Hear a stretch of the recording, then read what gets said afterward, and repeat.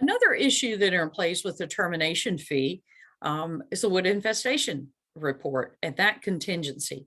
If the contract is contingent upon the buyer ordering a wood infestation report, and that wood infestation report shows that there is either active or prior termite issues, then the seller would have some obligation to make the repairs that are necessary.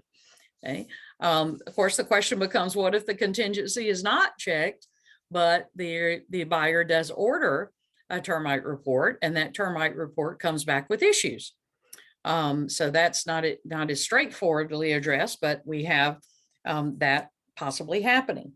If the contract is contingent upon the termite report and the seller does not rectify any problems, then the contract becomes null and void.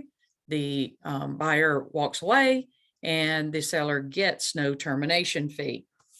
Okay. Interesting thing about the termite report is it does say that if there is prior or active infestation or of this, then it must be assumed that there's some damage to the building caused by the infestation, and that they said the firm's inspectors are not engineers, and there should be some type of inspection to show whether there's structural damage to the property. So there is structural damage basically that's presumed if there's active or prior infestation of termites. Another thing about the termite report that's interesting that I noticed as I was going through this is there is a provision in the termite report where for an additional charge, the inspector will open any inaccessible, concealed, or enclosed area and inspect those and make a report on there. So it is an additional fee, but I never even thought about the fact I've just always accepted all the reports that there are inaccessible areas, et cetera, concealed that were not inspected.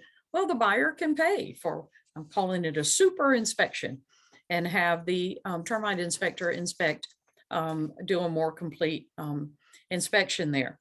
So those, of course, it would have to be paid for, but if there were issues there, then that raises again another way that the buyer would not perform the contract, because it would become null and void if that contingency is not met. And then once that contingency is not met, then there would be no termination fee due to the seller. So another way that the seller needs to be, as he's evaluating offers, needs to understand that there's not a guarantee of a termination fee under this contract.